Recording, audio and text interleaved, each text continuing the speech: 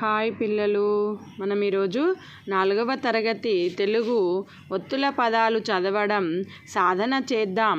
అభ్యాసపత్రం 1 బోధనాంశం కా ఒత్తు పదాలు చదవడం రాయడం.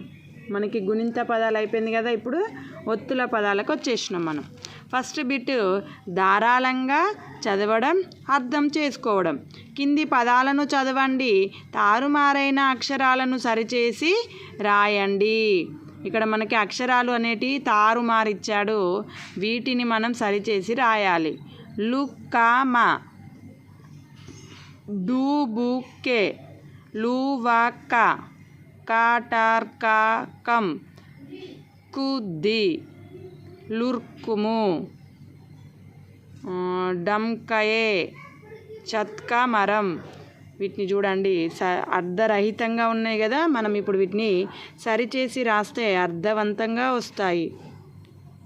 ఇదేంటిది? ఫస్ట్ది మక్కలు, మా కావత్తు లాకొమ్మిస్తే లు.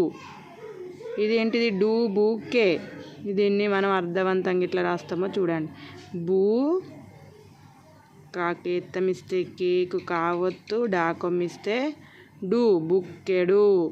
లు వాక్క, ఇదేంటిది? వక్కలు. వా కాకు కావత్తు లు, వక్కలు. ఇదేంటిది? కటర్కం, ఇదేంటిది? కర్కటం.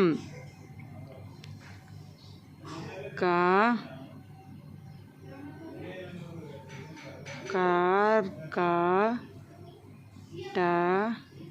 కర్కాటకం. నెక్స్ట్ కు ది, దిక్కు. దాగుడిస్తే ది, కాకొమ్మిస్తే కూకు కావత్తు. లూర్కుము, మూర్ఖులు. మాకొమ్మిస్తే మూ, రాకొమ్మిస్తే రు, రూకు కావత్తు, లాకొమ్మిస్తే లు. ఇదేంటిది? డంకాయే, ఎక్కడం. ఏ కాకు కావత్తు, డాక్సున్న పెడితే డం, ఎక్కడం. ఇదేంటిది? చత్కామరం, చమత్కారం. చా మా తాకు దీర్ఘమిస్తే తా, తాకు కావత్తు, రాక్సున్న పెడితే రం. చూసిలా, అర్ధరహితమైన పదాలను మనం ఎంత అర్థవంతంగా రాయగలిగామో చూసారా? నెక్స్ట్ సెకండ్ బిట్ ఆలోచించి సొంతంగా రాయడం, స్వీయ రచన. కింది బొమ్మలను చూడండి, వాటి పేర్లు రాయండి. ఇక్కడ ఇచ్చిన బొమ్మ ఏంటిది? నక్క.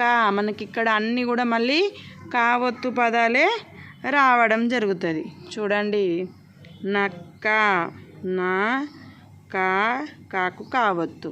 నెక్స్ట్ ముక్కు, మాకొమ్మిస్తే మూ, కాకొమ్మిస్తే కు, కూకు కావత్తు. నెక్స్ట్ ముక్కెర, మాకొమ్మిస్తే మూ, కాకెత్తమిస్తే కే, కేకు కావత్తు రా, ముక్కెర.